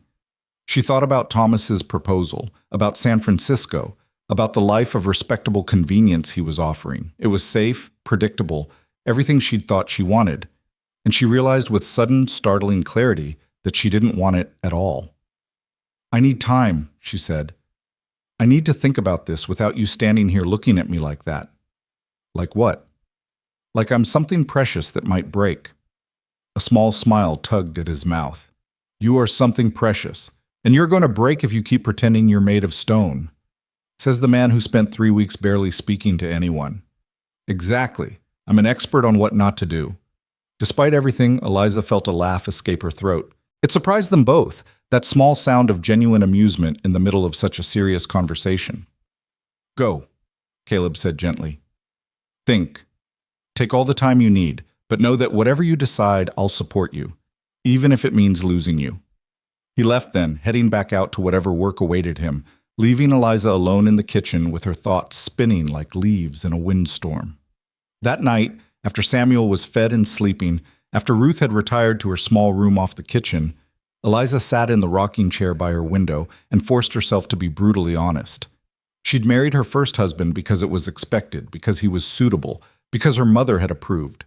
And she'd made it work, had built a life with him that was comfortable, if not passionate. When Rose was born, she'd finally understood what it meant to love completely, without reservation. And when Rose died, that love had nearly killed her. Thomas was offering her safety from that kind of pain. A marriage based on mutual respect and shared history, nothing deep enough to devastate her if it ended. She could live her whole life never feeling that crushing grief again. But she'd also never feel joy the way she'd felt it these past weeks, watching Samuel grow stronger, learning the rhythms of this ranch, discovering that she could laugh again, could feel the sun on her face and appreciate its warmth instead of resenting it for daring to shine when her daughter was dead. The truth was, she'd already made her choice. She just hadn't admitted it to herself yet. When Thomas returned the following afternoon, Eliza met him on the porch, alone. Caleb had made himself scarce, taking Samuel into town on some invented errand, giving her privacy for this conversation. Thomas looked hopeful as he dismounted, his smile confident in the way of men who'd never really been refused anything. "Have you thought about my proposal?" he asked, climbing the porch steps. "I have," Eliza said, "and I'm honored, Thomas. Truly. You're a good man, and you'd make someone a fine husband." His smile faltered slightly. "But not you. Not me." He was quiet for a moment, processing the rejection. "May I ask why? Is it too soon after my brother's death? Because I can wait if that's—" "It's not the timing," Eliza said gently. "It's that I don't love you, and you don't love me. We'd be settling, both of us, and I've realized that I don't want to settle anymore." "What will you do? Stay here, feeding another woman's child?" There was judgment in his voice now, a hint of the social disapproval she'd been expecting all along. Eliza straightened her spine, meeting his gaze directly. "Yes," she said. "That's exactly what I'm going to do. For as long as Samuel needs me, for as long as I choose to stay. Not because I'm running from my grief, but because I'm choosing to live with it in a way that feels honest. People will talk, Eliza. A widow living at a widower's ranch, it's not proper." "Then let them talk," she said, echoing the words she'd spoken to Caleb a month ago. "I'm tired of living my life according to what other people think is proper. My daughter is dead, Thomas. Nothing about my life is proper anymore. But it's mine, and I get to decide what I do with it." Thomas studied her for a long moment, and she saw the exact instant he accepted defeat. His shoulders dropped slightly, and he nodded once, sharp and decisive. "Then I wish you well, Mrs. Moore. Truly. And I wish you the same. You'll find someone in San Francisco, someone who can love you the way you deserve." He left without further argument, mounting his horse and riding away with the same confidence he'd arrived with, just redirected toward a different future. Eliza watched him go and felt nothing but relief. When Caleb returned an hour later with Samuel fussing in his arms, he found Eliza in the kitchen helping Ruth prepare supper. "He's hungry," Caleb said, stating the obvious. "Then I'll feed him," Eliza replied, wiping her hands on her apron and reaching for the baby. "And Thomas?" "Gone. Back to Philadelphia first, then on to San Francisco." Caleb's face remained carefully neutral. "And you?" Eliza settled into the rocking chair by the stove, Samuel already rooting eagerly against her. "I'm exactly where I want to be." She saw the tension drain from Caleb's shoulders, saw something that looked like hope kindle in his eyes. But he didn't push, didn't ask for clarification or promises. He just nodded and went to wash up for supper, leaving Eliza and Ruth exchanging a knowing glance. "That was quite a choice you made," Ruth said, peeling potatoes with steady hands. "It was the only choice that made sense," Eliza replied. "And when people start talking, when the gossip gets ugly, then we'll deal with it, together." The word hung in the air, full of implication and promise. Together. Not temporarily, not until they found another solution, but together as a conscious choice, a deliberate building of something new. That evening, after supper was cleared and Samuel was bathed and fed and sleeping peacefully in his cradle, Eliza and Caleb found themselves on the porch again, watching the sun set over the mountains. "I meant what I said yesterday," Caleb said quietly. "I'm not asking you to replace Margaret. I'm not even asking you to love me." "What are you asking then?" "For time, for honesty, for a chance to see what we could build if we stopped being so afraid of being hurt again." Eliza thought about that, about the invitation implicit in his words. Not a proposal, not a promise, but an opening. A door left ajar, waiting to see if she'd walk through. "I can't promise I'll be easy," she said. "I have bad days, days where the grief is so heavy I can barely breathe. Days where I see Rose and everything and nothing feels worth the effort." "I know," Caleb said. "I have those days too. And I still miss her. I'll always miss her. I'll always miss Margaret." They sat with that truth between them, two people carrying losses that would never fully heal, choosing to carry them together instead of separately. "I'm staying," Eliza said, making it official. "Not for a month, not until you find someone else. I'm staying because I choose to be here." Caleb reached across the space between their chairs and took her hand. His palm was rough with calluses, his grip strong and warm and real. "Thank you," he said simply. They sat like that as the stars came out, hands linked, futures uncertain but no longer quite so frightening. Inside the house, Samuel slept, his breathing soft and even. Ruth moved about the kitchen, banking the fire for the night. And Eliza felt something she hadn't felt since Rose died, the quiet, cautious stirring of hope. Not hope that the pain would go away, or that she'd forget her daughter, or that life would ever be what it was before, but hope that maybe, just maybe, she could build something worth living for from the broken pieces of who she used to be. The ranch settled into nighttime rhythms around them. Cattle lowed in distant pastures. A coyote called from somewhere in the hills. The wind whispered through the cottonwoods. And two grieving people sat together in the darkness, holding hands, choosing life over safety, connection over isolation, the terrifying possibility of joy over the numbing certainty of mere survival. It wasn't a happy ending. It was barely even a beginning, but it was honest and it was real, and for now, that was enough. The gossip started exactly 3 days after Thomas left. Sarah, the young ranch wife who'd been kind at the barbecue, rode out to the ranch on a Tuesday morning with her toddler bouncing on the saddle in front of her. She found Eliza hanging laundry on the line behind the house, Samuel sleeping in a basket in the shade nearby. "I thought you should know," Sarah said without preamble, dismounting carefully and setting her son down to toddle after a grasshopper. "Mrs. Henderson from the Stagecoach has been talking. She's telling everyone in Fort Collins that you're living here improperly, that there's no chaperone, that you're—" She paused, her cheeks coloring. "Well, she's implying things that aren't true." Eliza pinned another of Samuel's tiny gowns to the line, her movement steady despite the anger rising in her chest. "Let her talk. We know the truth." "But it's spreading. Some of the church ladies are saying Caleb should be ashamed, that you're taking advantage of his grief. And others are saying that you're trying to trap him into marriage by making yourself indispensable with the baby." "And what do you think?" Eliza asked, turning to face Sarah directly. The younger woman met her gaze without flinching. "I think Samuel was dying and you saved him. I think whatever arrangement you and Caleb have made is between the two of you and nobody else. But Eliza," she used her first name with tentative familiarity, "you need to be prepared. This kind of talk can get ugly, especially if you're planning to stay." "I am planning to stay."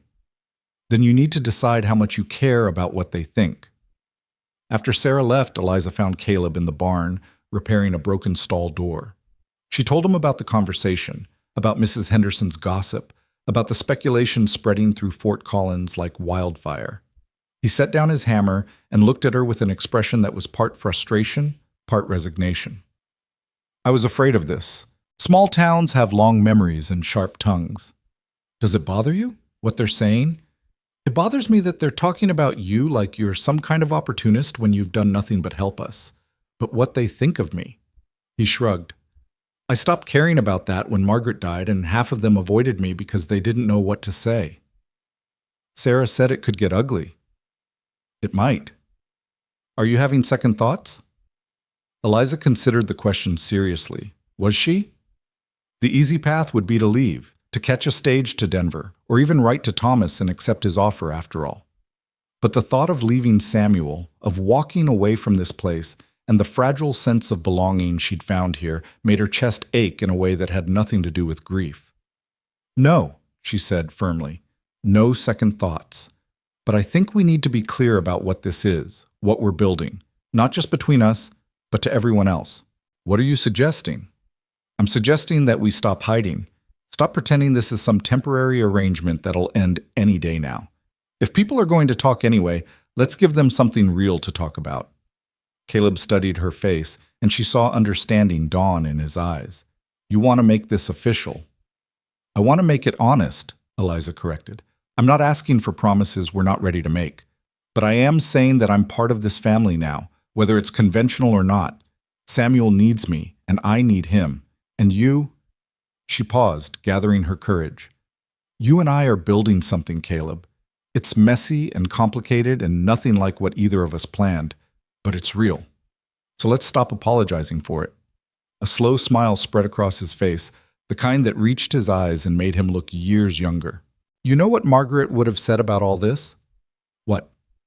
She'd have said that anyone scandalized by a baby being properly fed needs to examine their priorities. She had no patience for false propriety. I wish I could have known her. She would have liked you, Caleb said softly. You're both stubborn as hell and twice as brave as you think you are. That Sunday, Caleb hitched up the wagon and announced they were all going to church. Ruth's eyebrows rose nearly to her hairline, but she didn't comment, just put on her best dress and helped Eliza get Samuel ready. The church in Fort Collins was a simple white structure with a tall steeple and windows that let in streams of golden morning light. When Caleb's wagon pulled up, Eliza could see heads turning, could feel the weight of curious and judgmental stares as they climbed down. Caleb offered Eliza his arm with deliberate formality, and she took it, holding Samuel against her shoulder with her free hand. They walked into that church together, heads high, and took a pew in the middle of the congregation where everyone could see them. Mrs. Henderson was 3 rows ahead, and Eliza watched the woman's back stiffen with righteous indignation. Around them, whispers rippled through the assembled worshippers like wind through wheat. But Sarah was there too, with her husband and toddler, and she caught Eliza's eye and smiled. One of the ranch hands and his wife nodded respectfully. And old Mr. Patterson, who owned the feed store in town, gave Caleb a subtle thumbs up that made Eliza want to laugh. The sermon was about forgiveness and judgment, and Eliza couldn't tell if the minister had chosen the topic deliberately or if it was simply fortuitous timing. Either way, she felt several people squirm uncomfortably as he spoke about casting stones and examining one's own heart before condemning others. After the service, as they filed out into the sunshine, Mrs. Henderson made a point of walking past without acknowledgement, but several other people stopped to greet them, to admire Samuel, to make polite conversation that was clearly their way of signaling acceptance. That took courage, Ruth said on the ride home. Coming here today, facing them all down. Or stupidity, Caleb replied, but he was smiling. Sometimes the line between the two is thinner than we think, Eliza said, and felt Ruth's approving pat on her shoulder. The weeks that followed settled into a new rhythm, one that felt less like waiting for something to end and more like building something that would last. Eliza stopped sleeping in the guest room and instead took over the nursery adjoining Samuel's room so she could hear him when he woke at night. It was practical, she told herself, nothing scandalous about a woman sleeping near the baby she cared for.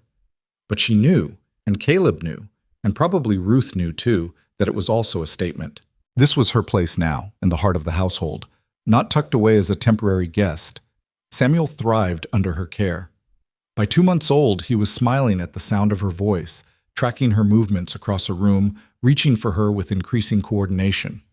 He was a happy baby now, so different from the desperate, starving infant on that stagecoach that Eliza sometimes had trouble reconciling them as the same child. One evening in early autumn, when Samuel was 3 months old, Eliza and Caleb sat on the porch, as had become their habit. The air was crisp with the promise of winter, and the aspens on the mountainside had turned to gold. "I've been thinking," Caleb said, his voice careful in the way it got when he was about to say something important, "about the future, about what happens when Samuel doesn't need you quite so much." Eliza's heart clenched. "Are you asking me to leave?" "What?" "No." He turned to face her, genuine surprise on his face. "That's not what Eliza, I'm asking what you want beyond feeding Samuel. You've built a life here, but it's centered around him. What happens as he gets older? What do you want for yourself?" The question caught her off guard. She'd been so focused on survival, on getting through each day, that she hadn't thought much about larger aspirations. "I don't know," she admitted. "Before Rose, I used to sew. I was good at it, made all my own clothes, took in alterations for neighbors. I thought about opening a dress shop once, but my husband said it wasn't necessary." "Would you want to do that now? We could build you a workshop in one of the outbuildings, get you a good sewing machine. You could take commissions from the ladies in town. You'd do that?" "Eliza, I want you to have a life here that's yours. Not just as Samuel's nurse, but as yourself. Whatever that looks like." She felt tears prick her eyes. "I might want that. A place to create things, to be useful in a different way." "Then we'll make it happen." They were quiet for a moment, and then Caleb spoke again, his voice lower this time. "There's something else I've been thinking about." "What's that?" "Us. what we are to each other. Eliza's pulse quickened. We're friends, partners in raising Samuel. Are we? He shifted in his chair to face her fully. Because it feels like more than that to me. Has for a while now. Caleb, I know it's complicated. I know we're both still grieving, that neither of us planned for this. But Eliza, when I think about the future, about this ranch, about Samuel growing up, you're in every version of it I can imagine. Not as an employee or a temporary arrangement, but as someone who belongs here, who belongs with me. She couldn't breathe. What are you saying? I'm saying that I've fallen in love with you, not the desperate, grief-stricken love that might fade when things get easier, but real love, the kind that sees all your broken pieces and wants to help you put them back together while you help me put mine back together. I'm still in love with Rose, Eliza whispered. I'll always love her. I know, and I'll always love Margaret, but Eliza, the heart is big enough for both. We can honor what we've lost and still build something new. She stood abruptly, pacing to the porch railing, gripping it with both hands. Below, the ranch spread out in the gathering darkness, lights beginning to glow in the bunkhouse, cattle settling in for the night. This place had become home without her quite realizing when it happened. I'm terrified, she said finally, of losing someone again, of letting myself love Samuel too much, love you too much, and then having it all ripped away. Caleb came to stand beside her, close enough that she could feel his warmth but not touching. I'm terrified too. Every day I wake up afraid something will happen to Samuel, that I'll lose him the way I lost Margaret. But fear isn't a reason to stop living, Eliza. It's a reason to hold on tighter to what matters. And what matters? This, us, the family we're building. It's not the family either of us planned, but it's ours. And I think, if you're honest with yourself, you love it as much as I do. She turned to look at him, this man who'd been a stranger 4 months ago and was now essential to her in ways she couldn't fully articulate. His face was shadowed in the dusk, but his eyes were clear and steady and full of something that looked like hope. I do love it, she admitted. I love Samuel like he's my own. I love this ranch and Ruth's grumbling and even the damn chickens that keep escaping their coop. And I love... She paused, terrified of the words, but more terrified of not saying them. I love you, Caleb. I tried not to, tried to keep it professional and temporary, but somewhere along the way, I fell in love with you. His smile was like sunrise, breaking across his face in waves of relief and joy. Then marry me. Not because it's proper or because it'll stop the gossip, but because we choose this. We choose each other and Samuel and whatever family we build from here. Yes, she said, and the word came out halfway between a laugh and a sob. Yes, you impossible man, yes. He kissed her then, gentle and careful, as if she were something precious that might break. And maybe she was. Maybe they both were. Two shattered people trying to build something whole from their broken pieces. When they finally pulled apart, both breathing hard, Eliza rested her forehead against his.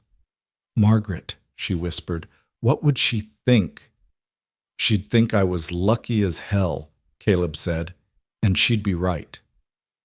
They were married 6 weeks later in a simple ceremony at the ranch. Sarah and her husband stood up with them, along with Ruth, who cried through the entire proceeding despite her insistence that she never cried. Samuel, now 4 months old and thriving, was held by one of the ranch hands during the brief ceremony, making cooing sounds that served as his own blessing. Mrs. Henderson was not invited, though word reached them later that she'd been scandalized by the haste of it all, convinced it proved her suspicions about impropriety. Eliza found she didn't care even a little bit. The wedding night was tender and awkward and perfect in its imperfection. They made love slowly, carefully, two people learning each other's bodies while honoring the ghosts that would always be part of their story. Afterward, lying in the bed that had been Margaret's, Eliza felt a moment of guilt. Don't, Caleb said softly, as if reading her thoughts. She's not here to be hurt by this. And if she were, she'd want me to be happy. Want us both to be happy. I hope she knows I'll honor her memory, that I'll tell Samuel about her when he's old enough to understand. I know you will. That's one of the reasons I love you. The first winter was hard. Samuel cut his first teeth and was miserable for weeks. A heavy snow in January collapsed part of the barn roof, and 2 calves were lost to wolves. Ruth caught a cold that turned into pneumonia, and for 3 terrifying weeks they thought they might lose her. But they survived it together, Caleb and Eliza and Samuel and Ruth, a patchwork family bound by choice rather than blood. And when spring came and the snow melted and new calves were born, and Ruth recovered enough to complain about everything again, Eliza realized she'd stopped waiting for the other shoe to drop. She'd stopped living in fear. In the spring, Caleb made good on his promise and converted one of the outbuildings into a sewing workshop. Eliza ordered a Singer sewing machine from Denver and began taking commissions, first from the ranch wives, then from women in Fort Collins who'd heard about her skill with a needle. The work was satisfying in a way that was entirely separate from caring for Samuel. It was hers, her talent, her creativity, her contribution to the household finances. And when she held a finished dress up to the light, admiring the neat stitches and careful construction, she felt a pride that had nothing to do with anyone else's approval. Samuel's first birthday came on a warm day in May. They celebrated with a small party, inviting the ranch families and a few friends from town. The baby, not quite a baby anymore, but a toddler taking wobbly steps and babbling in a language only he understood, smashed his cake with gleeful enthusiasm and got frosting in his hair. Watching him, Eliza felt her chest tighten with love so fierce it almost hurt. This child who wasn't born from her body, but was hers nonetheless. This boy who'd brought her back to life when she'd been certain she'd never feel anything but grief again. "You're thinking about her," Caleb said quietly, coming to stand beside her. "Always," Eliza admitted, wondering what Rose would have looked like at this age, what kind of personality she would have had. "Does it still hurt as much?" "Differently," she said. "The sharp edges have worn down a bit. It's more like a constant ache now instead of a stabbing pain. I can breathe around it." "That's progress." "Is it? Sometimes I feel guilty that it doesn't hurt as much, like I'm forgetting her." Caleb put his arm around her shoulders, pulling her close. "You're not forgetting. You're healing. There's a difference." That night, after Samuel was asleep and the house was quiet, Eliza stood in the nursery doorway watching her son, and he was her son now, in every way that mattered, sleep peacefully in his crib. Caleb came up behind her, wrapping his arms around her waist, resting his chin on her shoulder. "Do you ever regret it?" she asked softly. "Taking me in, marrying me, all of it?" "Not for a single second, do you?" "No, but I think about that stagecoach sometimes, about what would have happened if I hadn't been there, or if I'd said no, or if you'd been too proud to accept help." "We'd have all lost something irreplaceable," Caleb said. "Samuel might not have survived. You'd be in San Francisco, married to Thomas, and miserable.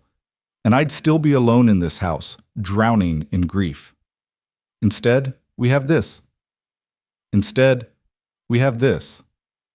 2 years later, Eliza gave birth to a daughter. The labor was long and terrifying, bringing back memories of Rose's birth, of those perfect 6 weeks before fever stole her away.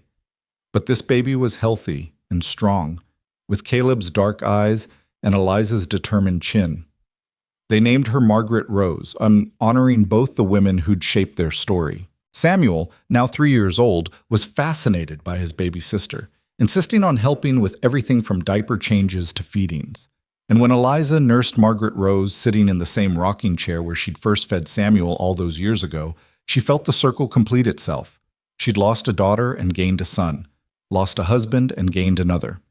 Built a family from grief and necessity and choice and love. It wasn't the life she'd planned, but it was a good life, an honest life.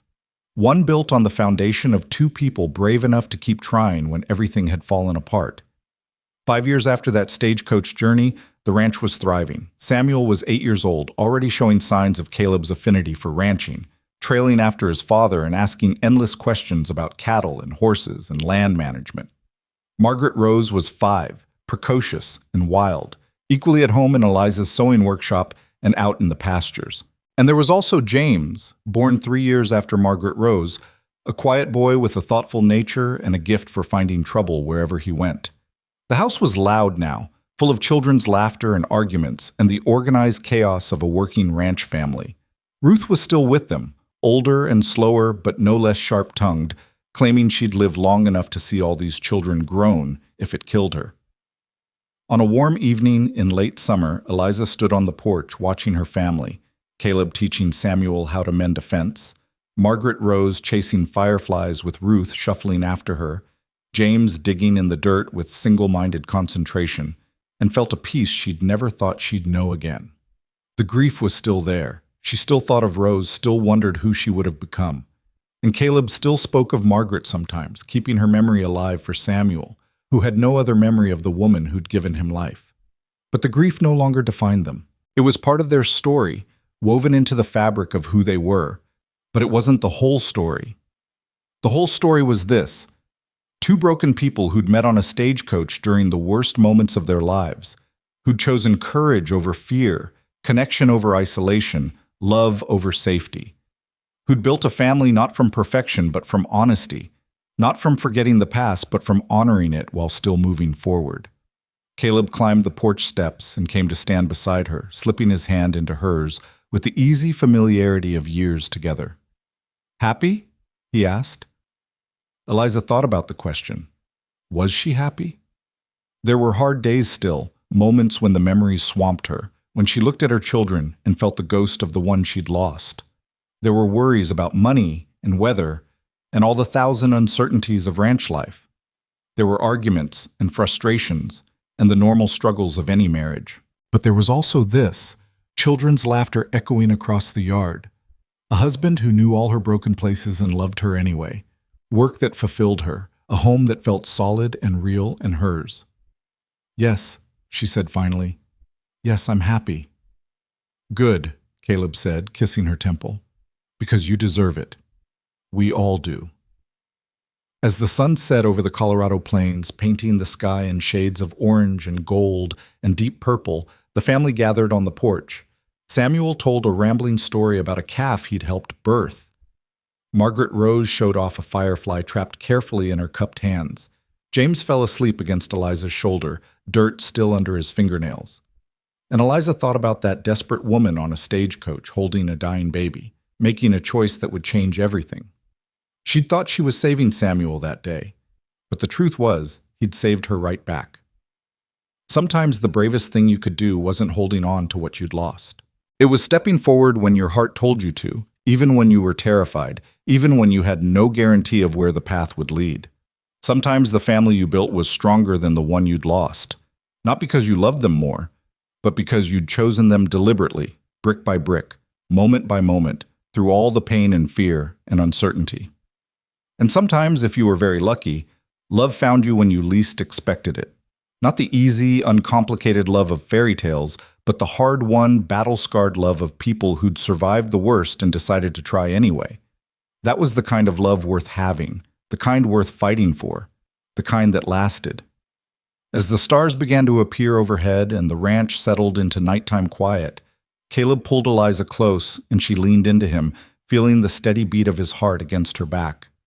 "Tell me again," he whispered, "about the stagecoach, about the moment you decided.